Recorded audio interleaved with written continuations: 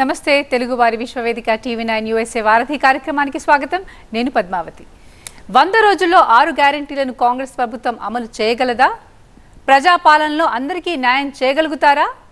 ఇక BRS BJP ఆరోపణలకు Congress counter ఏంటి? ఈ అంశాలపై మాట్లాడడానికి టీపీసీసీ అధికార ప్రతినిధి భవానీ రెడ్డి టీవీ9 వారధిలో జాయిన్ అయ్యారు. వారితో మాట్లాడాలనుకునే కాల్ చేసిన నెంబర్స్ 914023490015, 914023490016. వాట్సాప్ వీడియో కాల్ చేసిన నెంబర్ 8006036036. నమస్కారం అండి భవానీ రెడ్డి. నమస్తే. Welcome to the studio. Thank you. చాలా కంటిన్యూస్గా వర్కింగ్ గవర్నమెంట్ చూస్తే and CM also, but still 100 రోజుల కౌంట్ నడుస్తూనే ఉంది. సో అపోజిషన్ అడుగుతున్న ప్రశ్న, నిజంగా 100 రోజుల్లో అన్ని అమలు సాధ్యమైన? 100%. అండ్ మొదటిగా అందరికీ కూడా నూతన సంవత్సర శుభాకాంక్షలు. అండ్ డెఫినెట్గా ఏదైతే చెప్పినామో అదైతే ఆ దిశగా 2-3 అయిపోయినాయి. ఇంకా 2 వచ్చే నెలల నుంచి అవి కూడా స్టార్ట్ అవుతూ ఉన్నాయి. సో మహాలక్ష్మి కింద ఆల్రెడీ ఉచిత బస్సు ప్రయాణము ఇవన్నీ చేస్తూ ఉన్నాము. తర్వాత ఇప్పుడు 2500 మేము ఏదైతే మహిళలకు భరోసా అనుకున్నామో అది, తర్వాత సిలిండర్, తర్వాత ఈ 200 యూనిట్స్ వరకు ఇది ఎలక్ట్రిసిటీ బిల్ ఫ్రీ, ఇవన్నీ కూడా అయితేనే ఉన్నాయి. మీరు చూస్తూ ఉన్నారు రాష్ట్రంలో ప్రజాపాలన ఎట్లా నడుస్తుందో. సో 100% మేము అనుకున్న దిశగా చేస్తాం. ఎందుకంటే ఎలక్షన్లు ఇదే కాదు ప్రామాణికం ఎవరికైనా సరే. సో ఒకంత 10 ఏళ్ళుగా వాళ్ళు గడిచిన ప్రభుత్వంలో వాళ్ళు మభ్యపెడుతూ వచ్చి చాలామందిని అంటే ఒక సంస్థలన్నింటినీ నిర్వీర్యం చేసి ఆర్థికంగా అందరూ చితికిలబడేటట్టు అయిపోయి అంటే రకరకాల మిశ్రమంగా మొత్తం గందరగోళాలు ఉన్న పరిస్థితులలో కాంగ్రెస్ పార్టీ మేమేదో చేస్తామని చెప్పి వచ్చినప్పుడు 100% చేయాల్సిందే. ఇందులో ఏమీ వెనకపోయేది ఏమీ లేదు, తప్పకుండా చేస్తాం.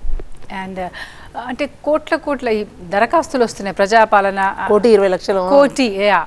సో అన్నీ అడ్రస్ చేయగలడం సాధ్యమేనా? అండ్ మోర్ ఓవర్ ఒకవేళ చేసినా కానీ వాటన్నిటి పరిష్కారం కానీ అంటే how do you address them? అంటే అట్లా ఏం లేదు. ఆల్రెడీ ఉన్నవాళ్ళు కూడా వాళ్ళు వెళ్ళి అవగాహన లేకున్నాను లేకపోతే పెట్టుకోవాలని మళ్ళీ అనుకొని పెట్టుకోవడం కొంతవరకు, తర్వాత కొత్తగా అవైల్ చేసుకోవడానికి కొంతమంది. సో ఇవన్నీ కలిపితే కూడా దానికి డేటా సపరేట్గా ఎంట్రీ చేసుకోవడానికి ఇప్పుడు మనకు వెసులుబాటు ఉంది. అది అన్ని అప్లికేషన్స్ ఎందుకు వచ్చినాయంటే లెట్ మీ ఎక్స్ప్లెయిన్. వాళ్ళ ఫ్యామిలీలో ఎక్కువ మంది ఉన్నారనుకోండి, 5-6 మెంబర్స్ ఇండివిజువల్గా అందరూ అప్లై చేయడం కొన్ని చోట్లల్లో సో మేము గమనించింది. అంటే నేను కూడా 2 days నేను కూడా వెళ్ళినాను అనమాట. సో అది అంటే ఉన్న వాళ్ళు ఆల్రెడీ అప్లై చేసుకోవడము, సో కొత్త వాళ్ళు రావటం, ఇవన్నీ యాజ్ ఏ సెడ్ ఫ్యామిలీలో ఎంతమంది ఉంటే అంతమంది వెరిసి 1,24,00,000 అప్లికేషన్స్ వచ్చినాయి సోఫారు. అండ్ రాత్రి వరకు కూడా తీసుకుంటూనే ఉన్నాము ఈరోజు వరకు. సో మళ్ళీ 4 months ఎవ్రీ 4 monthsకి డ్రైవ్ ఉంటుందని కూడా చెప్పి ఉన్నాము. ఈలోపు ఇవన్నీ కూడా సాగ్రిగేట్ చేసి సరళతరం చేసి అవన్నీ కూడా బెనిఫిషరీస్ ఎవరెవరు ఉంటారో వాళ్ళకి ఇవ్వడానికి వీలుగా ఉంటుంది.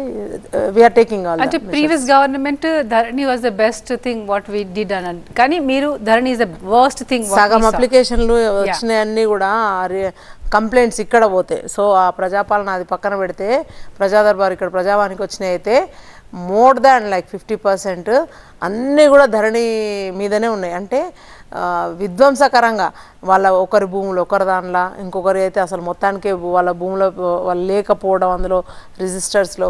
సో అట్లా చాలా వరకు వచ్చినాయి. కొందేమో వెనకకి తీసుకోవడం గవర్నమెంట్, అట్లా అన్ని చాలా వరకు. సో అవన్నీ కూడా total 21 or 25 types of complaints అన్నీ ధరణి మీదనే ఉన్నాయి. సో నేను కబ్జాలో ఉన్నా, వేరే వాళ్ళేమో రైతు బంధు వస్తుంది, నా పేరు మీద డాక్యుమెంట్స్ ఉంటే వాళ్ళకు బెనిఫిట్స్ వస్తున్నాయి, ఇట్లా అన్నీ కూడా అట్లా రకరకాలు ఉన్నాయి. కొన్ని అయితే నిజంగా కూడా చిన్నవి అవి చేయొచ్చు సాల్వ్, కానీ వాళ్ళకి అది రైతుల విషయంలోకి వచ్చేసరికి చాలా పెద్ద విషయం. డెఫినెట్గా పోర్టల్ మార్చుతాము, అది మార్చాల్సిందే. సో దాని మీద కూడా స్టార్ట్ చేసిండ్రు. గడిచిన 5 ఏళ్ళలో ఏం జరిగింది అనే దాని మీద కూడా స్టార్ట్ అయింది. సో అవన్నీ కూడా చూసి ఇన్డెప్త్గా స్టడీ చేసి ఆయా శాఖలకు సంబంధించిన వాళ్ళందరూ కూడా ఇన్వాల్వ్ అయ్యి ఏమేం జరిగింది, ఏమేమి అయింది, ఇన్నేళ్ళుగా ఎక్కడ అమ్మకాలు కొనుగోలు ఏడేడే జరిగినాయి అవన్నీ చూసి అదంతా అయితే చేస్తారు అని మా ప్రభుత్వం చేస్తుంది అని అయితే ఆ మాత్రమైతే అందరికీ చెప్పగలుగుతున్నా. నిజంగా కూడా ధరణి బాధితులు ఎవరైతే ఉన్నారో మీరందరూ కూడా అధైర్యపడద్దు, మనకు భూమాత పోర్టల్ వస్తుంది. సో ఇవన్నీ అందులో మళ్ళీ తప్పులు ఏమన్నా ఉంటే కూడా తీసేసి ఈజ్నెస్ చేసే విధంగా గతంలో లాగా మంచిగా ఉండేటట్టు చేయడానికి మా ప్రభుత్వం చర్యలు తీసుకుంటా ఉంది. That's all I can. అంటే యూజర్ ఫ్రెండ్లీగా ఒకటి మీరు ఇంప్లిమెంట్ చేయబోతున్నారు. యా, అండ్ ఇవాళ ఒక ఇంట్రెస్టింగ్ న్యూస్ చూసాను. అంటే న్యూస్ పేపర్లో మహాలక్ష్మి స్కీమ్ అయితే ఉందో దానివల్ల ఆరోగ్యలక్ష్మి కూడా వస్తుందనేసి. అంటే now women is out to travel అనమాట. అంటే తన ఆరోగ్యం గురించి చూసుకొని, అంటే దే ఆర్ విజిటింగ్ హాస్పిటల్స్ అని కానీ. సో మహాలక్ష్మికి సంబంధించి స్టార్టింగ్లో విమర్శలు వచ్చాయి, అంటే భారం పడబోతుంది అనేసి. కానీ రియాక్షన్ ఎట్లా వస్తుంది? ఏదైనా సరే ఒక చేంజ్ మేనేజ్మెంట్ అనేది కంపల్సరీ ఉండాలి, దాన్ని యాక్సెప్ట్ చేయాలి. కానీ అన్ఫార్చునేట్లీ బెనిఫిషరీస్ యాక్సెప్ట్ చేస్తారు, కానీ ఇప్పుడు ప్రతిపక్షం ఏదైతే ఉందో వాళ్ళు యాక్సెప్ట్ చేయరు. 100% కరెక్ట్ ఉన్నా సరే అయినప్పటికీ దాని మీద ఏదో కోడిగుడ్డు మీద ఈకలు వీక్తారంటారు కదా. సో అట్లా ఇదేదో ఉంది అదేదో ఉంది అని ఒకలాంటి అపోహలు కల్పించడంలో వాళ్ళు కొంతవరకు నిన్న మొన్నటి సోషల్ మీడియాలో ఆన్లైన్లో సక్సెస్ అయినారు. బట్ బెనిఫిషరీస్ ఎవరైతే ఉన్నారో, విమెన్ ఎవరైతే ఉన్నారో వాళ్ళు హ్యాపీగా ట్రావెల్ చేస్తున్నారు. 6.5 కోట్ల మంది ట్రావెల్ చేసిండ్రు సోఫార్ ఈ 1 మంత్లోనే. తర్వాత వాళ్ళు చూడండి ఎంత చక్కగా అవైల్ చేసుకుంటున్నారో. ఇప్పుడు వాళ్ళు they can go to hospitals, health care centres, అవన్నీ కూడా మీరు చెప్తున్నట్టుగా అవన్నీ కూడా చేసుకుంటారు. They are so happy.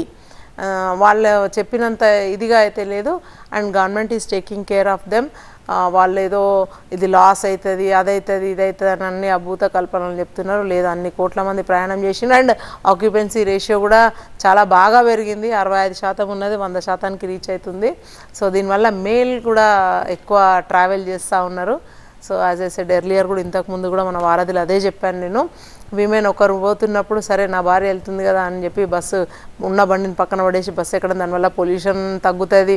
తర్వాత వాళ్ళ ఆర్థికంగా వాళ్ళు మంచిగా బలోపేతం అవుతారు. ట్రాన్స్పోర్ట్కి టూ మచ్ పెట్టకుండా ఒక ఛార్జ్తో ఇద్దరు ప్రయాణం చేస్తారు. సో ఆర్టీసీకి కూడా ఖాళీగా పోయే బదులు బస్సు ఆక్యుపెన్సీ రేషియో పెరిగింది.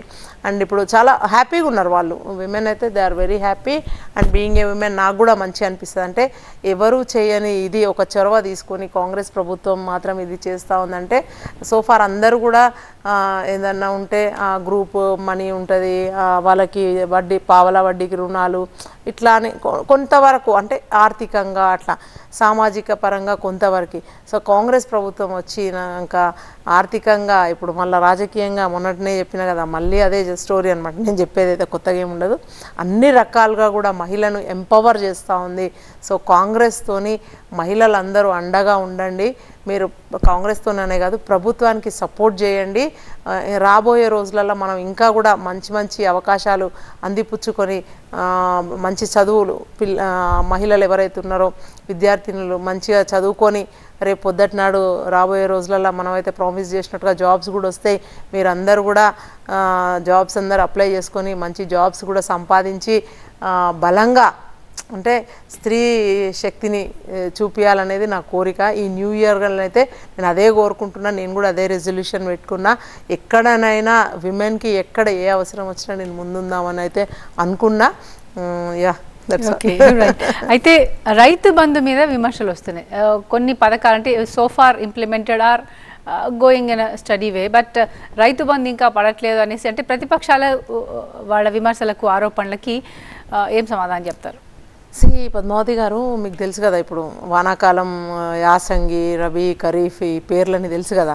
ఎప్పుడు వర్షాలు పడితే ఎప్పుడు ఇవి ఇవ్వాలి, సహాయం చేయాలని.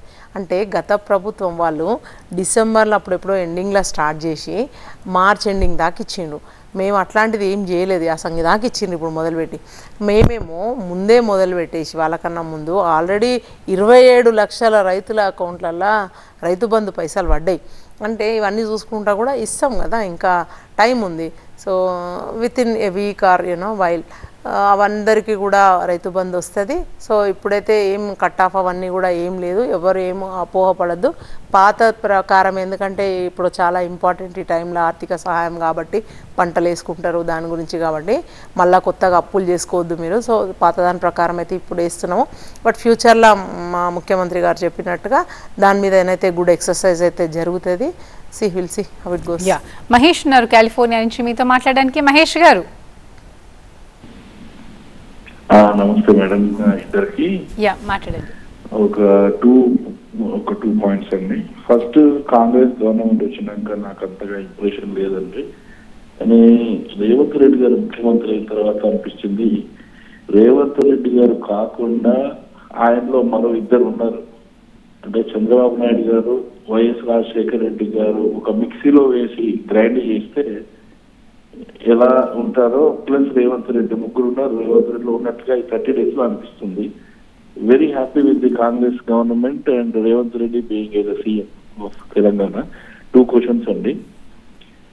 ఒకటి, ఇక్కడ కామారెడ్డి కమాన్ దగ్గర అండి, నిజామాబాద్ రూట్ లో left side double bedroom homes already కట్టి ఉన్నాయి. బట్ అవి ఎవరికి అలాట్ చేయలేదు, నిరుపయోగంగా పడి ఉన్నాయండి. అన్ని పిచ్చి చెట్లు మొలిచి డబుల్ బెడ్రూమ్ హోమ్స్ కామారెడ్డి కమాన్ నిజామాబాద్ రూట్ లో కట్టిపడేసి ఉన్నాయి. ఈ టిఆర్ఎస్ గవర్నమెంట్ అవి ఎవరికి అలాట్ చేయనట్టుగా ఉంది. సో పూర్ పీపుల్కి ఎవరికైనా మీరు అలాట్ చేస్తే బాగుంటుంది. అలాగే డబుల్ బెడ్రూమ్ హోమ్స్ అక్కడక్కడ 70-80% కన్స్ట్రక్షన్ అయిపోయినాయి ఉండొచ్చు, లేకపోతే పూర్తిగా కట్టి నిరుపయోగంగా పడి ఉన్నాయైనా ఉండొచ్చు. అవి ఐడెంటిఫై చేసి చీఫ్ మినిస్టర్ గారు పూర్ పీపుల్ కి ఎవరు కట్టినా ప్రభుత్వం బాధ్యత కాబట్టి టీఆర్ఎస్ చేసింది మేమెందుకు చేస్తామని కాకుండా పూర్ పీపుల్ కి అలాట్ చేస్తే అట్లీస్ట్ వాళ్ళకు ఒక ఇల్లు వచ్చినట్టుగా ఉంటుంది. ఇది కామారెడ్డి కమాన్ దగ్గర అండి, మెయిన్ రోడ్ నుంచి కనిపిస్తాయి డబుల్ బెడ్రూమ్ లెఫ్ట్ సైడ్ ఉన్నాయి. మహేష్ గారు, అది మేడం. సెకండ్ క్వశ్చన్ మేడం, ముఖ్యంగా ఏంటంటే ఈ ప్రైవేట్ స్కూళ్ళ మాఫియా అండి, ఫీజులు చాలా విపరీతంగా పెరుగుతున్నాయి. ఎట్లా అంటే 3rd class కి ఒక 5 లక్షల వరకు తీసుకుంటున్నారు హైదరాబాద్ లో కానీ అక్కడ ఇక్కడ. సో ఈ ప్రైవేట్ స్కూళ్ళల్లో ఫీజుల నియంత్రణ ఒక నిబంధనలు కొత్తగా గవర్నమెంట్ నుంచి మీరు అసలు ఉన్నాయా, లేకపోతే ఈ ప్రైవేట్ స్కూళ్ళలో ఫీజుని ఎంతవరకు కలెక్ట్ చేయాలి, ఫీజుల నియంత్రణ ఎలా ఉండాలి అన్న దానిపైన మీరు ఏమైనా ఒక స్ట్రిక్ట్ గైడ్ లైన్స్ ఏమైనా మీరు ఇంప్లిమెంట్ చేస్తారా? ఎందుకంటే పేరెంట్స్ కి చాలా భారంగా ఉందండి ప్రైవేట్ స్కూల్ యొక్క ఫీజులు కానీ, స్కూల్ బస్సు కూడా ఇట్స్ వెరీ హైలీ ఎక్స్పెన్సివ్ అండి. అందుకే Mahesh garu, it's both are very good questions. అయితే కామారెడ్డి దగ్గర మొన్న నేను క్యాంపెయిన్కి వెళ్ళినప్పుడు కూడా చూసిన. అయితే అది డెఫినెట్గా ఇవాళ మా మంత్రి గారు కూడా పొన్నం ప్రభాకర్ గారు చెప్పిండ్రు. సో నిరుపయోగంగా ఉన్నాయి, పడి ఉన్నాయి, పాక్షికంగా కంప్లీట్ కాలేదు, కొన్నేమో పాక్షికంగా దెబ్బతిన్నాయి, కంప్లీట్ అయినాయి కూడా. అవన్నీ కూడా రెనోవేట్ చేసి మళ్ళా అవన్నీ కూడా పునరుద్ధరించి అందరికీ ఇస్తామని. కానీ గతంలో వాళ్ళు అలాట్ చేసిన వాళ్ళు ఎవరైతే ఉన్నాయో అవన్నీ కూడా మళ్ళీ పునఃపరిశీలించడం కంపల్సరీ. ఎందుకంటే అది టీఆర్ఎస్ కార్యకర్తలకో లేకపోతే వాళ్ళ అనుంగు వాళ్ళ సోదరులకో అట్లా ఇష్టం వచ్చినట్టుగా అలాట్మెంట్ జరిగింది అనేది ఒక అభియోగం. అందుకనే మిగతా వాటిని కూడా అందుబాటులోకి తీసుకొచ్చి హాఫ్ వేలో ఉన్నాయి మీరు అన్నట్టుగా ఏమన్నా ఉన్నాయో అవన్నీ కూడా కంప్లీట్ చేసి, సో రియల్ పీపుల్కి ఎవరైనా ఎప్పుడైతే అప్లికేషన్స్ తీసుకున్నాం కదా ఎవరెవరికి ఏదేది కావాలో, సో రియల్ బెనిఫిషరీస్కి అది ఇచ్చే దిశగా ప్రభుత్వం చర్యలు తీసుకుంటుంది, చొరవ తీసుకుంటుంది. ఇకపోతే ఫీ రెగ్యులరేషన్ గురించి మీరు మాట్లాడిన నిజంగా కూడా అది ఉండాలి కంపల్సరీ, ఆ దిశగా చర్యలు తీసుకుంటాము. అండ్ ఇంకొకటి గుడ్ థింగ్ ఏంటంటే పబ్లిక్ స్కూల్స్ని ఇప్పుడు కొత్తగా రేవంత్ రెడ్డి గారు చెప్పినప్పుడు మీరు వినే ఉంటారు, మేము దాన్ని ఎక్కువ బలోపేతం చేద్దామని అనుకుంటున్నాం. ప్రతి మండలానికి ఒక ఇంటర్నేషనల్ స్కూల్, దాని గురించి అని good exercise is going on. మొన్న ఆల్రెడీ అధికారులతో అందరితోనే ఒక మీటింగ్ కూడా అయింది. సో తొందరలోనే అది ఒక మొత్తం ప్రక్షాళననే జరుగుతుంది ఆ శాఖలో అయితే, విద్యాశాఖలో. తర్వాత ఇకపోతే ఇదైతే ఎప్పటి నుంచో మాట్లాడుకుంటున్నాం, ఇది ఫీ రెగ్యులరైజేషన్ అయితే కంపల్సరీ రెగ్యులేషన్, అదైతే కంపల్సరీ చేస్తాము. So I hope you got it. And మంచి కంగ్రాచులేట్ చేస్తూ మీరు మంచి వాక్యాలు చెప్పిండ్రు. I do agree with it. And 1 monthలోనే ఇంత మంచిగా పరిపాలనలో ఇట్లా దూసుకుపోతున్నారు కాబట్టి నిజంగా కూడా మీరు అందరూ కూడా హ్యాపీగా ఫీల్ అవుతున్నారని అయితే అర్థమైంది. మీ ఆలోచనలకు మీ ఆకాంక్షలకు తగ్గట్టు పరిపాలన అయితే ఉంటుంది. I can only assure that. Vani Reddy garu, BRS Congress 420 అనేసి ఒక బుక్ రిలీజ్ చేసింది. అంటే నిజంగా అంటే దాంట్లో ఊరికేనే బుక్ రిలీజ్ కాదు, బట్ వాళ్ళు చేసిన దానికి మీ కౌంటర్ ఏంటి? ఎందుకంటే 420 అన్నది it's not small thing, small word. వాళ్ళు అట్లనే అంటే ఏదో మేము సాధ్యంగానే హామీలు ఇచ్చినాము అట్లాంటివి అనుకొని అట్లాంటివన్నీ తయారు చేసిండ్రు. నెల రోజులలోనే మేము ఎట్లయితే 420 వాళ్ళ చిట్టా ఉంది ఇప్పుడు 10 ఏళ్ళు. వాళ్ళు నిజంగా కూడా ఇప్పుడు జరిగిన కాళేశ్వరం మీద ఇప్పుడు న్యాయ విచారణ జరిపిస్తున్నాం. అట్లాంటి దానిలో అవినీతి కనుక అవన్నీ ఆరోపణలు ఏవైతే వాళ్ళు ఎదుర్కొంటున్నారో అవన్నీ నిరూపణ అయితే వాళ్ళకి 786 నంబర్ వస్తుంది. 786 hope they know that. So 420 కాదు, వాళ్ళకి 786 వస్తుంది. యాజ్ మళ్ళీ చెప్తున్నాం కదా, ఇంకా వాళ్ళని ఏమనాలి మనం ఇప్పుడు? 10 ఏళ్ళ పరిపాలన చేసి నెల కూడా కాలేదు, గింత ఓపిక లేకుండా 420 అని బుక్ రిలీజ్ చేస్తే వాళ్ళు ఇంకా 840, 1680 వీ కెన్ మల్టిప్లై దెమ్. అంటే 10 ఏళ్ళు కదా సుదీర్ఘంగా. అంటే వాళ్ళు బడ్జెట్ ఎంత పెట్టినరో చెప్పరు, ఏం ఖర్చు పెట్టినరో చెప్పరు, దేనికి ఎంత ఖర్చు పెట్టినరో చెప్పరు. ఎక్కడ కూడా మళ్ళీ మొన్న మేము శ్వేతపత్రం అనగానే శ్వేతపత్రం అని రిలీజ్ చేసినాం. అంటే గతంలో ఎక్కడ కూడా ఈ ప్రాక్టీస్ లేదు. అసలు ట్రాన్స్పరెన్సీ మెయింటైన్ చేయడం అనేది వాళ్ళ దగ్గర లేనే లేదు. అంటే ఎన్ని కుంభకోణాలు జరిగినాయి, ఎన్ని వేల కోట్లు జరిగినాయి అనేది అది బయటికి వస్తుంది న్యాయ విచారణలో. సో వాళ్ళు ఇంత ముందుగానే భయపడి అట్లాంటివన్నీ ఆరోపణలు చేస్తూ ఉన్నారు. మంచిది కాదు ఇది వాళ్ళకి. అంటే టూ అర్లీ వాళ్ళు మరి అట్లా అనడం. అంటే చూడాలి, ఒక కొత్తగా ఏర్పడ్డది ప్రభుత్వం, నెల రోజులకే మీరు అట్లా ఇట్లా అంత ఏం చేయలేదు. అక్కడ ఎక్కడ ఫండ్స్ మేము రిలీజ్ చేయలేదు, అవి అన్యాక్రాంతం కాలేదు, ఎక్కడైనా భూములు అమ్ముకోలేదు, మేము ఇంకేం చేయలేదు. అప్పుడే 420 అంటే ఇంకా ఒక ఇంత రైట్. ప్రీవియస్ గవర్నమెంట్లో ఉన్నప్పుడు yours was the opposition party. అంటే కంపేర్ చేస్తే who played the best role as a opposition party? అంటే ప్రీవియస్ గవర్నమెంట్కి మీరు అపోజిషన్ పార్టీ ఉండే, ఇప్పుడు దానికి BRS opposition party. So if you compare. Obviously మేము ఎందుకంటే ఒక 10 ఏళ్ళ పోరాటం ఎక్కడికక్కడ. అంటే వాళ్ళు ఏది చేసినా కూడా ప్రతిరోజు మేము జనాలలోనే ఉన్నాము, రోడ్ల మీదనే మా పోరాటాలు. ఆయన ఎక్కడ కలవరు ముఖ్యమంత్రి గారు, మాజీ ముఖ్యమంత్రి గారు, ఆయన ప్రజల విన్నపాలు వినరు, ఏం ఉండదు. సో బట్ మేము ప్రజల పక్షాన్ని నిలబడి ఒక హోప్ ఇస్తూ ఇన్నేళ్ళు వాళ్ళతో ఉన్నాము. సరే ఇప్పుడు అవకాశం వచ్చింది మాకు. వచ్చిన తర్వాత మీరు చూసిండ్రు, మొన్న నడిచిన సెషన్ కూడా చూసిండ్రు ఎంత టైం వాళ్ళకి ఇచ్చినాము అనేది అసెంబ్లీలో కూడా. అంటే ఒక బలమైన ప్రతిపక్షం ఉండాలనే కోరుకున్నాం, ఉన్నది కూడా. వాళ్ళు చెప్పేది కూడా అన్నీ వినాలి అనుకున్నాం. వాళ్ళు ఎక్కడైనా ఎవరికైనా మాట్లాడే అవకాశం ఇచ్చిండ్రా ఇన్ని రోజుల నుంచి?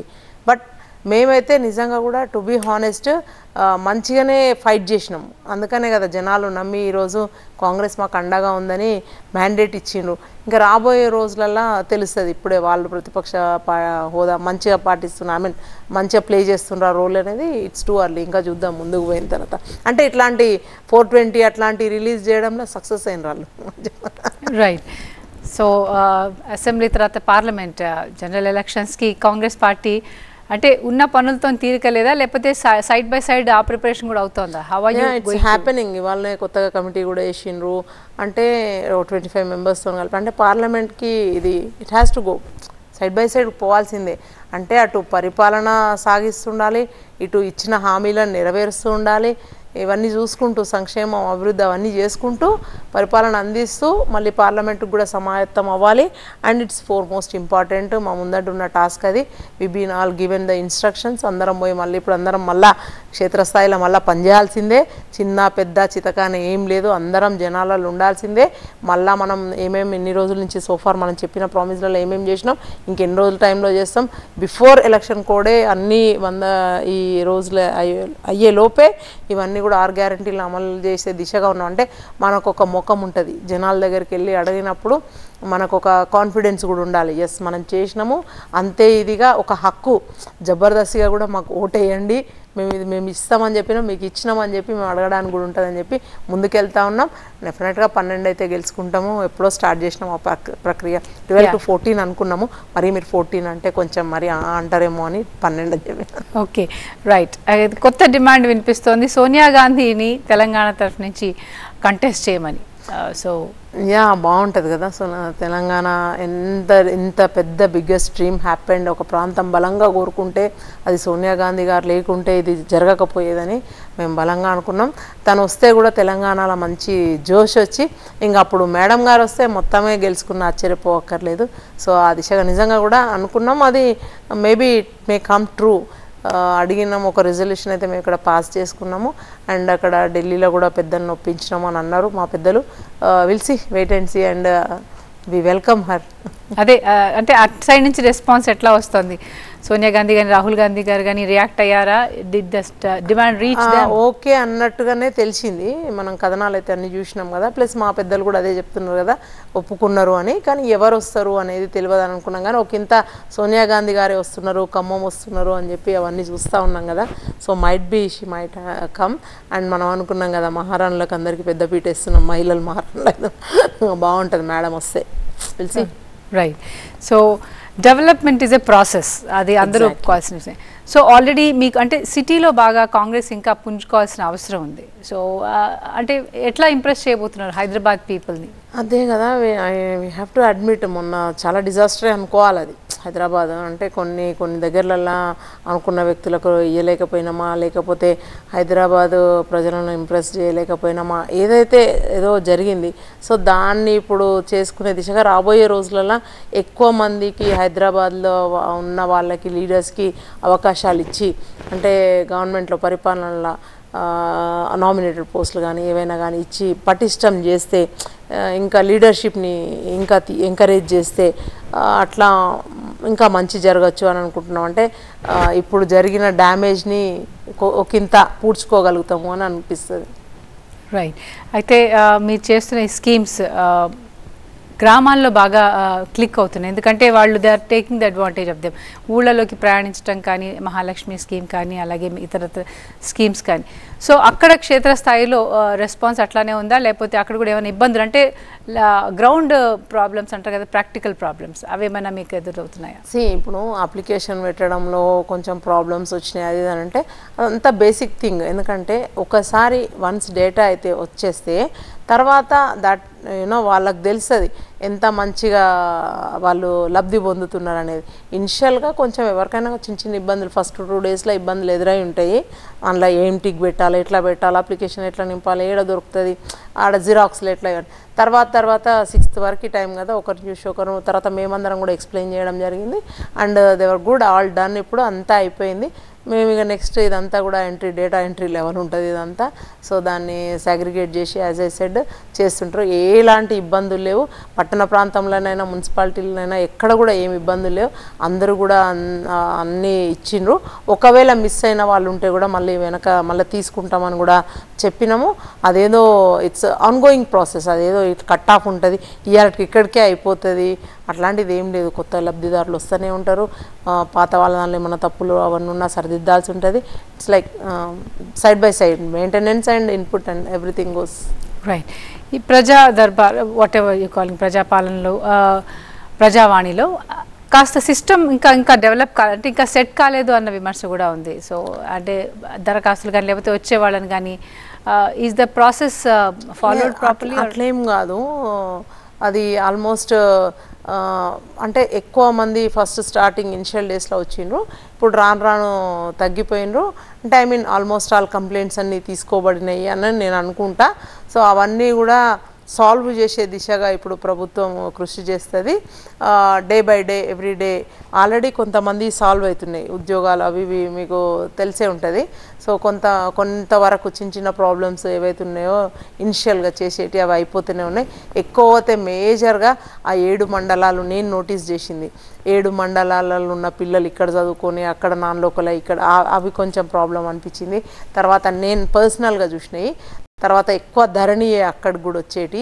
తర్వాత ఈ డబల్ బెడ్రూమ్ ఇల్లులు, ధరణి ఎన్ని వస్తాయి, డబల్ బెడ్రూమ్ ఇళ్ళ గురించి కూడా అన్నీ. సో ఇవన్నీ కూడా మళ్ళీ అక్కడ కూడా ఇస్తూ ఉన్నారు కదా ఊర్లలో ప్రజాపాలనలో, డెఫినెట్గా సాల్వ్ అయితే. స్పౌస్ ట్రాన్స్ఫర్ గురించి కూడా మీ దగ్గరికి బాగా అప్లికేషన్, స్పౌస్ ట్రాన్స్ఫర్ గురించి కూడా అవి కూడా. సో ఆ జీవోను నిజంగా కూడా రద్దు చేయాలని అనుకున్నాం.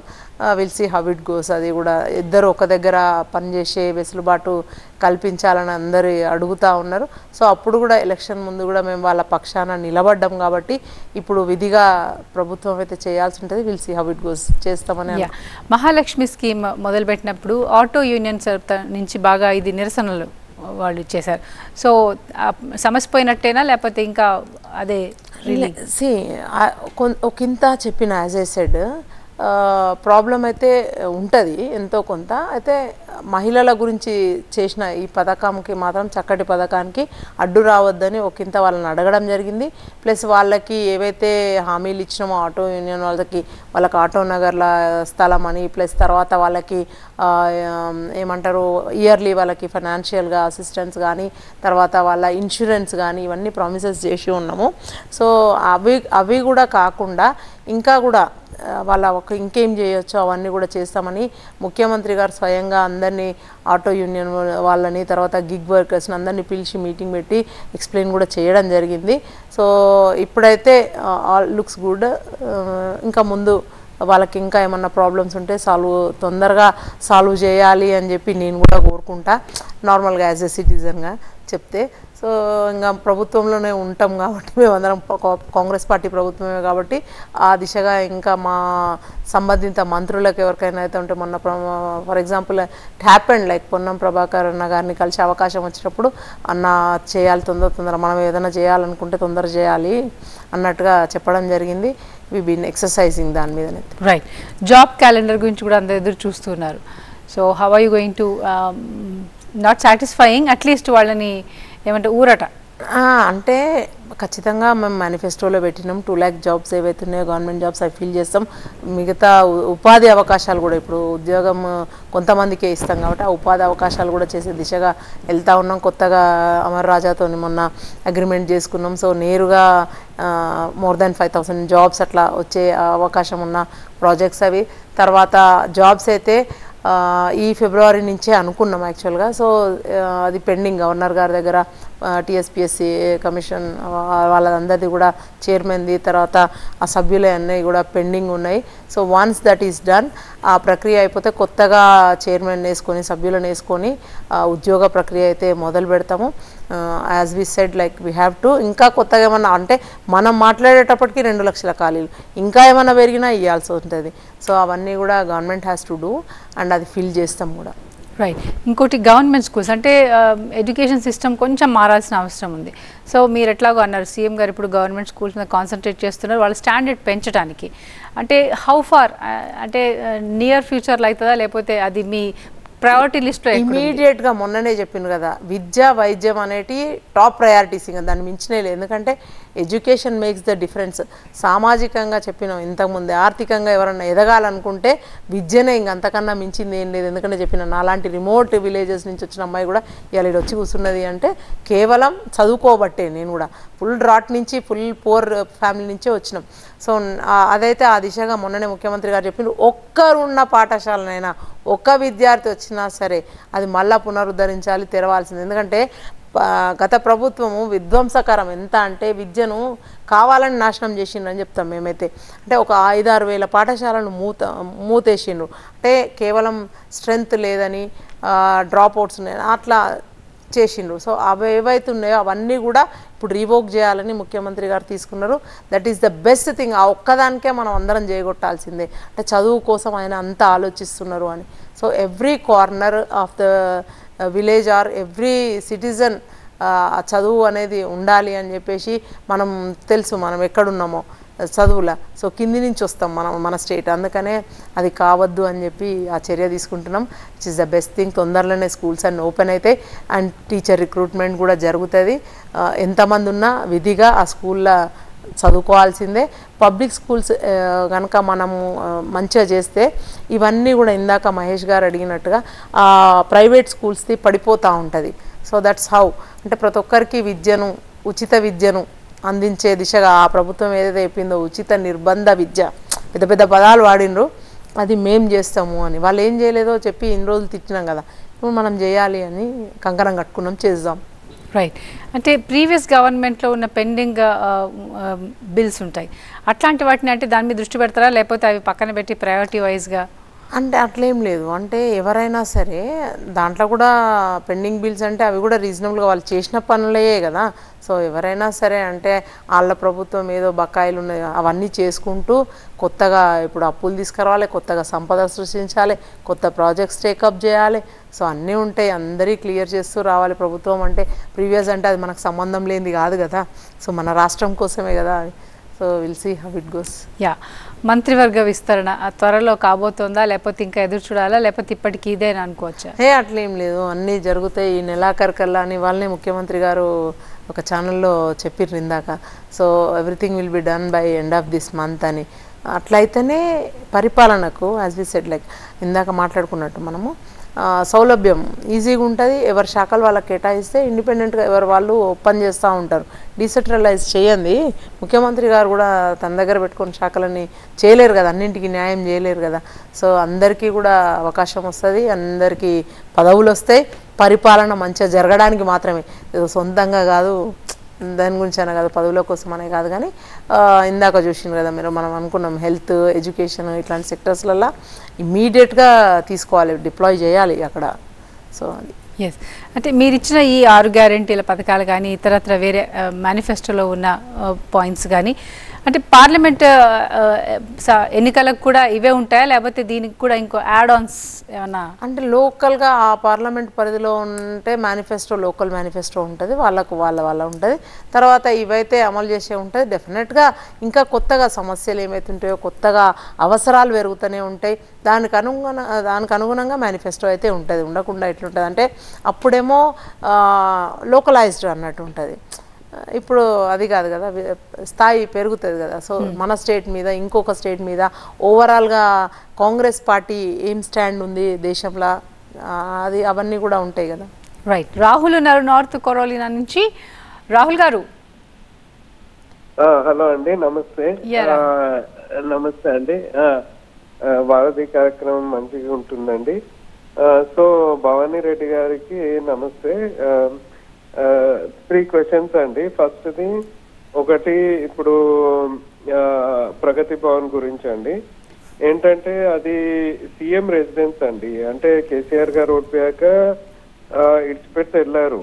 అంటే ఇప్పుడు డెమోక్రసీలో ఏదన్నా ఉంటే, ఇప్పుడు రాష్ట్రపతి భవన్ ఉంటే అది రాష్ట్రపతి భవన్ అనే నిలయం, అది it's a symbol of democracy. అంతేగాని ఇప్పుడు కొత్త రాష్ట్రపతి వస్తే నేను వేరే బిల్డింగ్ కట్టుకుంటానని అనొద్దు. So it's CM residence, CM ఉండాలి. ప్రజలు కావాలంటే వచ్చి కలవచ్చు. So it's CM residence, symbol of democracy. Plus ఇంకోటి ఏంటంటే అండి, గెలిచినప్పుడు ఎవరు అక్కడ కేసీఆర్ పేరు ఉంటే మట్టితో తుడిచారు. అంటే డెమోక్రసీలో అలా ఉండొద్దండి. It's wrong symbol. ఏంటంటే ఈరోజు మట్టితో తుడిచిన వాళ్ళే మళ్ళీ రాళ్ళు కూడా వేస్తారు. సో అది ఫస్ట్ థింగ్ అండి. సెకండ్ థింగ్ ఏంటంటే, ఇప్పుడు మహిళలకి ఫ్రీ బస్ అన్నారు. అంటే పురుషులు కూడా అర్హులు కారా? అంటే అట్లీస్ట్ స్టూడెంట్స్ అన్న అర్హత ఉండాలి కదా, స్టూడెంట్స్, మేల్ స్టూడెంట్స్ కి. ప్లస్ ఈ మహిళలకి ఫ్రీ అనేది ఓకే, కానీ అంటే మళ్ళీ ఇప్పుడు 300 crores రియంబర్స్మెంట్, అది మళ్ళీ అది ట్యాక్స్ పేయర్స్ మనీనే కదా. అంటే so it's not like Congress is giving from it's pocket. Third thing ఏంటంటే అండి, రైతు బంధు ఇప్పటివరకు పడలేదు. లాస్ట్ మంత్ పడుతుంటే ఎవరో అడ్డుకున్నారు, సరే అది వేరే. కానీ మరి ఇప్పటివరకు ఆ 6,000 crores ఎక్కడ పోయినాయి, ఎందుకు పడలేదు, అది it's a big question mark అండి. సో ఈ 3 things గురించి క్లారిటీ ఇవ్వండి.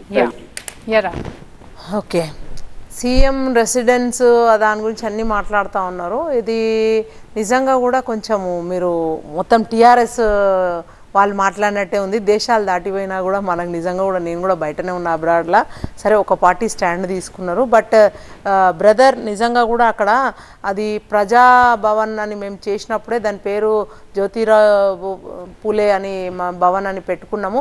ఒక ఎడ్యుకేషన్ సెంటర్గా దాన్ని పోర్ట్రే చేయబోతున్నాం. అక్కడ డిఫరెంట్ ఆఫీసెస్ కూడా కట్టబోతున్నాము. పర్మనెంట్గా అక్కడికి జనాలు వచ్చి వాళ్ళ విన్నపాలు అవన్నీ ఇచ్చుకునేటట్టుగా వెసులుబాటు. అంటే there is lot of area అక్కడ ఉంది ప్లేసు. అందులోకి ఆల్రెడీ ఇప్పుడు 2 మూవ్ అయినరు. అంటే బట్టి విక్రమార్క గారు, సీతక్క గారు. అంటే ఒక ఈ జాతిలా, అంటే మీరు వాళ్ళను కడజాతి అంటారా, మీరు ఏమంటారో, అంటే వై సీఎం రేవంత్ రెడ్డి గారే ఉండాలి, ఒక ఉప ముఖ్యమంత్రి గారు, ఇంకో మంత్రి గారు, అంటే ఒక SC ST బిడ్డలు, అంటే వాళ్ళు దళితులను నన్ను ఉండొద్దా అంటే మేము క్వశ్చన్ చేస్తున్నాం. మేము వాళ్ళకు చాలా గౌరవం ఇస్తున్నాం. సీఎం గారు తన కోసం కొత్త బంగ్లా ఏం కట్టుకుంటలేరు కదా, ఖర్చులు తగ్గిస్తాం మనం మొదలే చెప్పిను. కాన్వాయ్నే వద్దనుకున్నాయన, ఆయన సొంత బిల్డింగ్ అట్ట తన ఇంట్లోనే తను ఉంటా అంటున్నారు. పరిపాలన అంతా కూడా సెక్రటేరియట్ నుంచి నడుస్తుంది. అసెంబ్లీలో సెషన్స్కి వస్తున్నారు అంటే కేసీఆర్ గారు రాలేదు, ప్రతిపక్ష నాయకుడు ఆయన రావాలి. రాకుండా ఉండడానికి ఆయన నానా తంటాలు పడ్డారు మనం చూసినాం. బట్ మేము ఎక్కడ కూడా అట్లాంటి తప్పులు చేయదలుచుకోలేదు. We're very clear and clean. First point. Second point వచ్చినప్పుడు మీరు ఫ్రీ బస్ గురించి మాట్లాడుతూ పురుషులకి ఇయరా మహిళలకి ఇయరా ఎందుకండి ఎంత అక్కసెందుకు?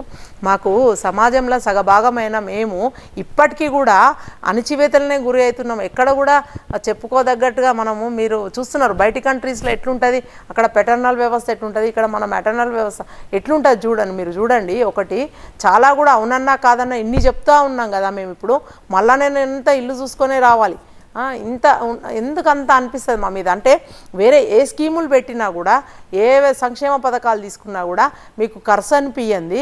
కాళేశ్వరం పేరు మీద 1,00,000 కోట్లు అప్పులు తెచ్చి ఒక్కొక్క ఎకరానికి పారియడానికి 1,00,000 రూపాయలు అయ్యేదానికి ఈ 300 కోట్ల గురించి ఆలోచిస్తారా? సంవత్సరం అంతా చేసినా కూడా అంత 2,000 కోట్లు ఏమవుతుంది? మా కోసం అంత బడ్జెట్లా 3,00,000 కోట్ల బడ్జెట్లా మహిళల కోసం ఒక 300 కోట్లు తీస్తే ఏమవుతుందని అంటున్నాను నేను. సో అదొకటి. రెండో పాయింట్, మీరంతా బాధపడాల్సిన అవసరం లేదు. సగభాగమైన మాకు ఖచ్చితంగా మాకు కావాల్సిందే పురుషులతో సమానంగా రంగముల దూకు కాంతల కార్య దీక్షా ఫలంబు సాధించిన ఇయాల మేము.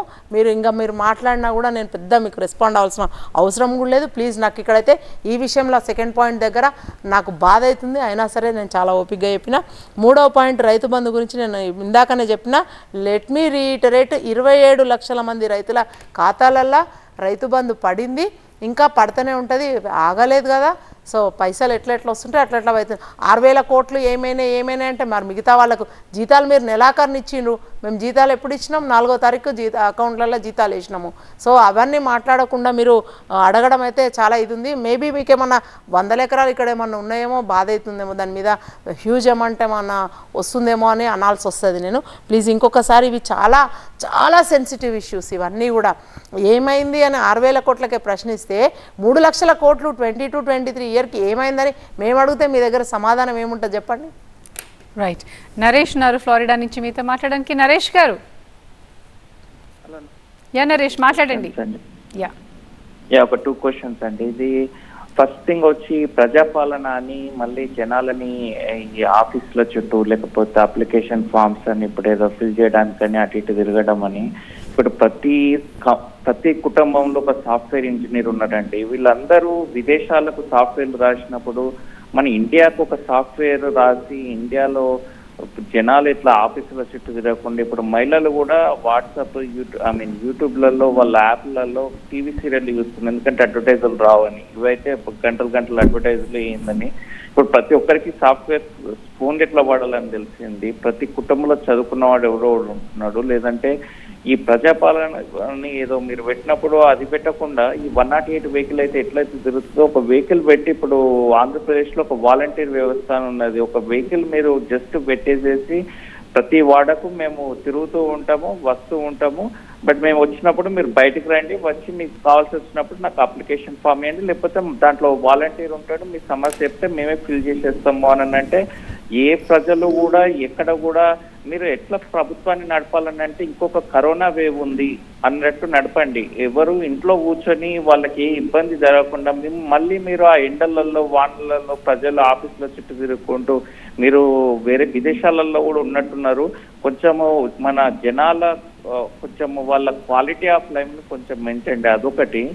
ఇంకా సెకండ్ది వచ్చేసి ఇప్పుడు మన ఇది ఏదో అర్థం అనుకున్నాను యాక్చువల్గా. ఇంకొకటి మన ఇప్పుడు మీరు మహిళలకు బస్సు సర్వీసులని అన్నారు ఫ్రీ అని. మరి నెక్స్ట్ ఎలక్షన్కి వచ్చే వరకు టీఆర్ఎస్ వచ్చి వాళ్ళు అంటారు ముస్లింలకు లేకపోతే పురుషులకు కూడా బస్ సర్వీస్ అని అంటారు. నెక్స్ట్ వచ్చి ఈ రైతు బంధు నేను 20,000 వేస్తానని అంటారు. దీనికి ఎక్కడండి? ఇప్పుడు అంబేద్కర్ అని ఉన్నప్పుడు విన్నాను ఏంటి అని ఒకటి మేడం, ఒకటి రిజర్వేషన్ సిస్టమ్ అంబేద్కర్ పెట్టినప్పుడు అంబేద్కర్ అన్నాడట ఓన్లీ 10 years వరకే ఉంటది అని అన్నాడట. కానీ ఆ 10 years తర్వాత తీయడానికి ఏ రాజకీయ పార్టీకి దమ్ము ఉండదు. ఎందుకని అంటే ఓట్లు పడేవు కదా. ఇక దాన్ని ఆ రిజర్వేషన్ సిస్టమ్ 30 నుంచి 40, 40 నుంచి 50, 60 నుంచి 70, ఇప్పుడు 100 దాటుతుంది, 100% దాటుతుంది ఇంకో 5 సంవత్సరాలు అయితే. ఇది కూడా ఇప్పుడు రేపు ఈ ఈ ఈ బంధులు గిందులు రేపు ఇంకోరు వస్తారు. ఇప్పుడు బీఆర్ఎస్ మార్పు కావాలని వాళ్ళు పెడతారు, వాళ్ళు పెట్టేసేసి నేను పురుషులకు కావాలని అంటారు, రైతు బంధు 50,000 చేస్తానంటారు. ఇది ఎక్కడ తగ్గుతుందండి? ఇక జనాలు ఇంతేనా, పిచ్చోళ్ళైనా, వీళ్ళకి ఇచ్చుకుంటూ వెళ్ళిపోవడమేనా? నరేష్ గారు, మీ ఫస్ట్ క్వశ్చన్ వచ్చేసి అప్లికేషన్ ఏదైతుందో దాన్ని ఈజ్ చేయాలి ప్రాసెస్ అనేది చాలా ఈజీ. అది అంటే గ్రామ సభలు పెట్టినంత వరకు తెలియదు. అంటే జనాలకి అక్కడ ఉన్న వాళ్ళకు ఒకరికొకరు, మీరు పల్లెటూరులో ఉంటే తెలుస్తుంది, వాళ్ళు వస్తే ఎంతమంది ఉంటారు, 300 400, అంటే హౌస్ హోల్డ్ నుంచి అందరు రావాల్సిన అవసరం లేదు, ఆ కుటుంబానికి సంబంధించిన వాళ్ళు ఎవరో ఒకరు వెళ్తారు. సో మిగతా డీటెయిల్స్ అన్నీ వాళ్ళు అన్నీ పొందుపరుస్తారు. అలా అన్లెస్ అంటిల్ అక్కడ ఉండకుంటే ఎవరి హద్దులేంది, ఎవరి సర్వే నంబర్ లేని, ఎవరి రేషన్ కార్డు లేనిది అవి వాళ్ళకే తెలుస్తుంది. అందులో పెద్ద ఏమీ లేదు, ఒకటే డే ప్రాసెస్. అంటే మేము 28 నుంచి 6 తారీఖు దాకా టైం ఇస్తే 6 రోజులు వాళ్ళు వెళ్ళి నిలవడం అని కాదు, అది ఏదో ఒక టైంలో 15 నిమిషాల పని అది. అంటే విధిగా ప్రభుత్వం ఇచ్చినప్పుడు ఇవన్నీ కూడా వాళ్ళంతలో వాళ్ళు ఫర్నిష్ చేయమని డీటెయిల్స్ అవ్వడం కూడా తప్పేనా? అది ఓకే, మీరు అన్నట్టుగా అది ఈజీ చేయడానికి యాప్ అది పెడితే, కానీ అక్కడ ఏమన్నా అవకతవకలు జరుగుతాయా లేకపోతే ఇంకేమన్నా జరుగుతుందా అనుకున్నప్పుడు ఇది చాలా బెటర్ కదా. గ్రామ సభల వాళ్ళే పక్కన చెప్తారు కదా ఈయన అర్హుడు కాదు అనేది అక్కడనే తేలిపోతుంది. సో కొన్ని ఉంటాయి ప్రభుత్వంకి తెలుసు, అవి ఎక్కడ ఇంప్లిమెంట్ చేయాలి, ఈ యాప్లు ఎక్కడ చేయాలి అనేది ఖచ్చితంగా ప్రభుత్వం దానికి తీసుకుంటుంది. తర్వాత రెండోది మీరు అన్నట్టుగా ఫ్రీ బస్సు మహిళలకు ఇస్తే ముసలోళ్ళకి ఇవ్వద్దా, పురుషులకి ఇద్దా అంటే ఇస్తే తప్పే ఉంది. ఇప్పుడు మీరున్న దేశంలో మీకు ఉన్నదో లేదో కానీ నేనున్న దేశంలో మాకు ట్రాన్స్పోర్ట్ ఫ్రీ అండి. I encourage. అవును, ఉచిత విద్య, వైద్యం, రవాణా ఇస్తే ఏమవుతుంది? ప్రభుత్వాలు ఆఫ్టర్ ఆల్ మనం ఇన్ని ట్యాక్సులు కడతా ఉన్నాం, ఇంకా మరి ప్రభుత్వం మనకేం చేస్తుంది చెప్పండి? తప్పేం అంటలేను నేను, వచ్చి వాళ్ళ రాజకీయ లబ్ధి కోసం అని కాదు, ఇది నీడ్ ఆఫ్ ద అవర్ అనిపించింది. నిజంగా కూడా చూడండి, పిల్లలందరూ కూడా చాలా మంచిగా, మహిళలందరూ దీన్ని యూజ్ చేసుకొని చదువుకునే వాళ్ళు కాలేజీలకు వెళ్తున్నారు, అయిపోయిన వాళ్ళు జాబ్లకు వెళ్తున్నారు, ఆర్థికంగా కొంచెం బలోపేతం అవుతారు, కొంచెం పురుషులకు ధీటుగా ఎదుగుతారు, ఎదగనియండి. తర్వాత ఇంకా ఏమన్నా ఉన్నాయా నరేష్ గారు? నేను చెప్తా. Right, done.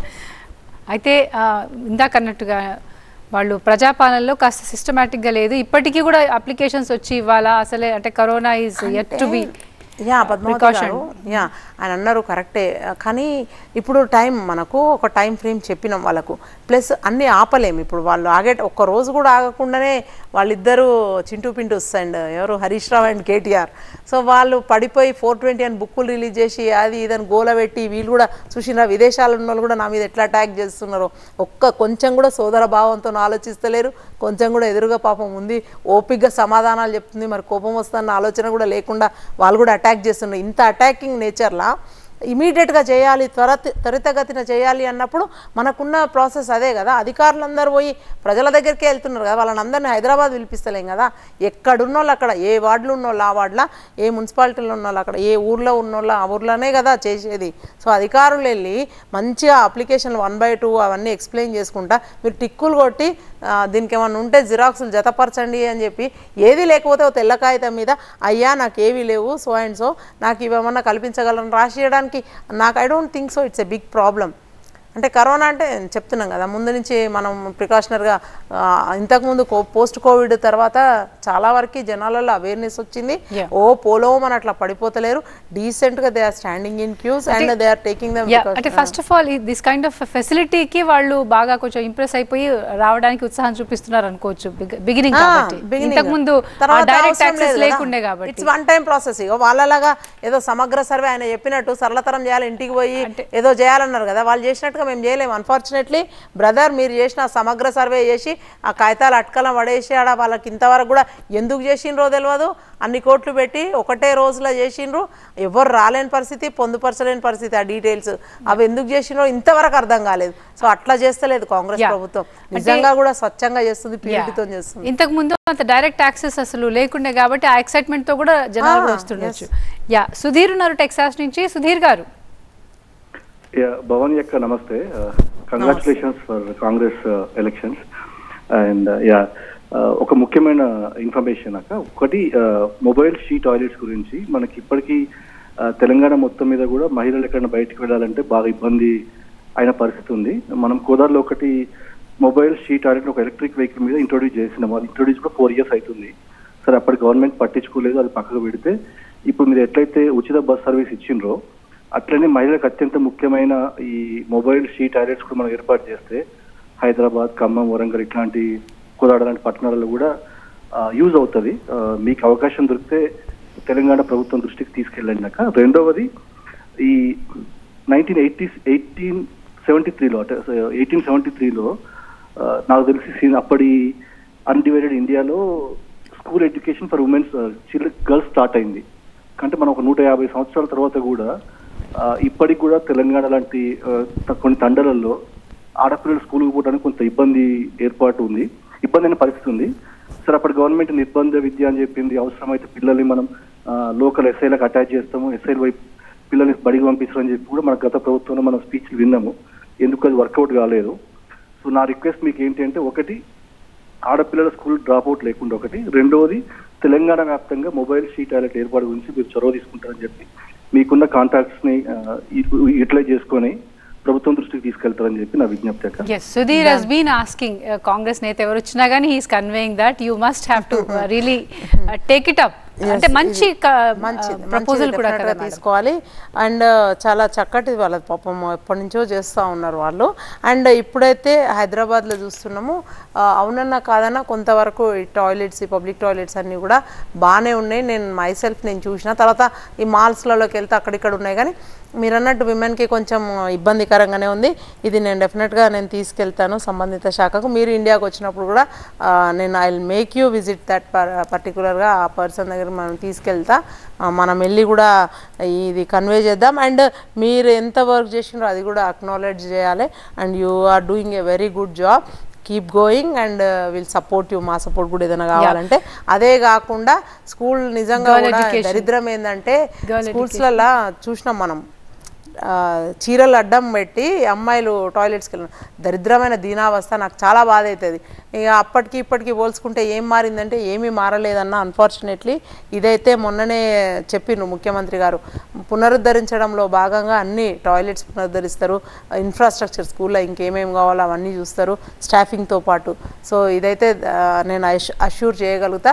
ఒకవేళ ఇంట్లో ఏమన్నా వాళ్ళు జాప్యం చేసి దీన్ని చేయకపోతే నేనే కొట్లాడతా. రైట్. ఆనంద్ ఉన్నారు కాలిఫోర్నియా నుంచి. ఆనంద్ గారు, హలో ఆనంద్ గారు, ఆర్ యు ఆన్ లైన్? అయ్యా కట్ అయినట్టు. ఇంకోటి సుధీర్ గారు, గర్ల్ చైల్డ్ ఎడ్యుకేషన్ గురించి కూడా చెప్పారు. సో అది కూడా అంటే ఎట్లా ఆలోచిస్తుంది ఏమైనా కాంగ్రెస్ పార్టీ? అంటే ఇది వాళ్ళను ఎంకరేజ్ చేయాలి. ముందు పేరెంట్స్ని మొదలు డ్రాప్ అవుట్స్ మీద ఈ సమ్మర్ వెకేషన్ ఏదైతే ఉందో అప్పుడే వెళ్ళి నెక్స్ట్ అకాడమిక్ ఇయర్ గురించి ఇది ఎక్సర్సైజ్ జరుగుతూనే ఉన్నది. నాకు తెలిసినంత వరకు అయితే ఖచ్చితంగా అడుగుతూనే ఉంటారు. ఇంకా కొంచెం కాన్సన్ట్రేట్ చేసి వాళ్ళని ప్రోత్సహించి రేపు పొద్దుటి నాడు స్కూల్ ఎడ్యుకేషన్ నుంచి హైయర్ ఎడ్యుకేషన్, హైయర్ తర్వాత సెకండరీ ఎడ్యుకేషన్ ఇవన్నీ కూడా మంచిగా ఉండేటట్టు చూసుకోవాలి. వాళ్ళకి కావాల్సిన ఫెసిలిటీస్ ఇవ్వాలి. పల్లెల నుంచి పట్టణాల నుంచి నగరాలకు పోవడానికి బస్సు కూడా మంచిగా ఉంది, వాళ్ళు అవైల్ చేసుకోవాలి, మంచిగా చదువుకోవాలి అనే చెప్తాము. ఆ డ్రాప్ అవుట్స్ తగ్గుతాయి డెఫినెట్గా. అంటే ఒకలాంటి అవేర్నెస్ ఇంతకు ముందులాగా ఆడపిల్లలంటే ఒంటింటికే పరిమితము, 18 సంవత్సరాలు వచ్చినాక పెళ్లి చేసి అత్తగారింటికి పంపించడం ఇట్లాంటి కాన్సెప్ట్లో లేరు. చాలామంది చదువుతో పాటు ఆర్థికంగా ఎదగచ్చు చదువుకుంటే అనే కాన్సెప్ట్లకు అందరు వచ్చిండ్రు. ప్లస్ విజ్ఞానము, వికాసము ఇవన్నీ కూడా ఆలోచిస్తున్నారు. ఇప్పుడు ఎవరు కూడా అబ్బా ఆడపిల్ల అనేది కొన్ని దగ్గరలలో స్లమ్స్లను లేకపోతే కొన్ని ఏరియాలల్లో ఓల్డ్ సిటీ అట్లా ఎస్పెషల్లీ దాని మీద కూడా స్పెషల్ డ్రైవ్స్ నిర్వహించాలి. వాళ్ళందరినీ కూడా ఎంకరేజ్ చేస్తాం. యా, గత ప్రభుత్వము అంటే మేనిఫెస్టోలో లేనివి కూడా మేము చాలా చేసినాము అని ఒక స్టేట్మెంట్ ఎప్పుడు ఇస్తూ ఉండే. సో ఈసారి కాంగ్రెస్ ఇంకా అంటే మొదలుపెట్టింది. నేను ప్రతిపక్షం తరఫు నుంచి మాట్లాడతలేను, కాకపోతే అంటే మేనిఫెస్టో వరకే మీరు పరిమితం అవుతున్నారు, లేకపోతే మేనిఫెస్టోకు మించి ప్రజా అవసరాలకు అనుగుణంగా మీరైనా పథకాలు కానీ లేకపోతే అలాంటివి ఏమైనా తీసుకు మీరు చెప్పకముందే మీరు అడగకముందే నేను ఒకసారి చెప్పిన ఆల్రెడీ లోక్సభ ఎలక్షన్స్ గురించి మాట్లాడుతున్నప్పుడే అవసరాలకు మారుతున్న అవసరాలకు దానికి అనుగుణంగా పరిపాలన ఉండాలి. ఎక్కడైనా సరే ఇంకేదన్నా అవసరము అంటే లేదు మేము ఇది పెట్టలేదు మేనిఫెస్టో అనడానికి లేదు కదా. అంటే ఆ టైంకి అది ఏం అవసరమో అది ఖచ్చితంగా చేయాలి. Any government has to do. So అది పెట్టలేదు మేము అట్లా అనడానికి లేదు. సో ఇమీడియట్గా ఇంకో హాస్పిటల్ ఇక్కడ అవసరం పడ్డది, ఫర్ ఎగ్జాంపుల్ ఇంకొక స్కూల్ ఇంకొక కాలేజ్ ఇక్కడ అవసరం పడ్డది, ఈ ఆఫీస్ ఇక్కడ కట్టాలి, దీన్ని ఇంకో మెట్రో ఎక్స్టెండ్ చేయాలి, లేదంటే ఎయిర్పోర్ట్లు కట్టాలి, ఇట్లాంటివి అంటే we have to do that, అవసరం బట్టి దాన్ని ఆ టైంకి. యా, బీఆర్ఎస్ గవర్నమెంట్ ఉన్నప్పుడు గచ్చిబౌలి స్టేడియంని ఒక జనరల్ హాస్పిటల్ చేస్తాను అంటే ఇలాంటి ప్రపోజల్స్ కొన్ని గత ప్రభుత్వం చేసింది. అలాంటి ప్రపోజల్స్ అంటే దాంట్లో ఉన్న ప్రాక్టికాలిటీని పెట్టుకొని మీరు ఇంప్లిమెంట్ చేస్తారా, లేకపోతే యాజ్ ఇట్ ఈస్ పక్కన పెడతారు? ఎందుకంటే ఈ ప్రభుత్వ ఆలోచన వేరే, వాళ్ళు అది చేస్తాం ఇది చేస్తాం మస్తు చెప్పిండ్రు, కేసీఆర్ 100 అబద్ధాలు మేము ప్రింట్ వేసినామని చెప్పిన. సో ఆయన చెప్పింది ఒకటి కూడా చేయలేదు. కాంగ్రెస్ అట్లా కాదు, 108 సేవలు తెచ్చినాము, ఫీ రియంబర్స్మెంట్ ఇచ్చినాము, అన్నీ, తర్వాత రైతులకు ఏకకాలంలో రుణమాఫీ చేసినాం, ఇవన్నీ కూడా కాంగ్రెస్ చేస్తుంది. అయితే కొన్ని చెప్పని కూడా చేసినాము. అదే నేను చెప్పేది, ఇప్పుడు చెప్పినవి చేస్తూ మీరు ఏమంటున్నారు, చెప్పని కూడా మేనిఫెస్టో చెప్పని కూడా చేస్తాం, ముందుకెళ్తాము. డెఫినెట్గా ప్రజల నుంచి అయితే మంచి స్పందన ఉంది, వీళ్ళకే కన్నుగుట్టి మాట్లాడుతున్నారు. ఆ దిశగానైతే అట్లా టీమ్స్ అవన్నీ ఏర్పాటు చేసి నిరుపయోగంగా ఉంది అంతా కూడా. అట్లాంటి అంటే నష్టపోయే పనులు అయితే కాంగ్రెస్ చేయదు. ఏదైనా సరే ₹1 పెడుతున్నప్పుడు ఆ ప్రతిదీ ఆ ప్రజలకు అది ఉపయోగపడేటట్టుగానే ఉంటుంది ఏదైనా. యా, అంటే రేవంత్ రెడ్డి గారు ముఖ్యమంత్రి అయ్యాక అంటే ఆర్భాటాలు పక్కన పెట్టాలన్నారు. నిజంగా దాని అంటే అట్లా చేంజ్ కనిపిస్తుందా, లేకపోతే అంటే ఇంతకుముందు ఉన్న ప్రభుత్వం చాలా ఆర్భాటంగా ఉన్నది అని కన్వే చేస్తున్నారా మీరు? అంటే రెండు, ఇప్పుడు చేంజ్ కనిపిస్తుంది. ముఖ్యమంత్రి గారు చూసిండ్రు కదా, కొత్త కాన్వాయ్ లేదు, కొత్త బిల్డింగ్ లేదు, ఏం లేదు, తన ఇంట్లోనే ఉంటున్నారు, తను సర్ది కట్టుకునే పోతున్నారు, చూస్తున్నారు మీరు. వీళ్ళది వేరాజ్ మీరే చెప్పాలి ఇక చేంజ్ అనేది. వాళ్ళు చెప్పింది వాళ్ళది పోర్ట్రే చేస్తున్నట్టే. ఇప్పుడు మేము పాటిస్తున్నాము, మేము ఇది ఖర్చు, ఇప్పుడు ఆదాయం లేనప్పుడు ఖర్చు తగ్గించుకుంటున్నాము, ఖర్చు తగ్గిస్తున్నాము, దుబారాలు తగ్గించాలని మనం చెప్తున్నప్పుడు వాళ్ళు దుబారా చేసిండ్రని చెప్పడమే. అంటే మనం చెప్పనట్టుగా ఇప్పుడు రాజుబారి పెద్ద భార్య సామెత ఉంటుంది చూడు, అట్లయితుంది. సో ఆ రెండు కూడా కరెక్టే మేము చేసేది. సో చెప్పాలి కదా, ఇప్పుడు లోపాలు వాళ్ళు చేసినవి చెప్పకపోతే జనాలు వాళ్ళదే బెటరు, వాళ్ళే ఇదే అనుకుంటారు కదా.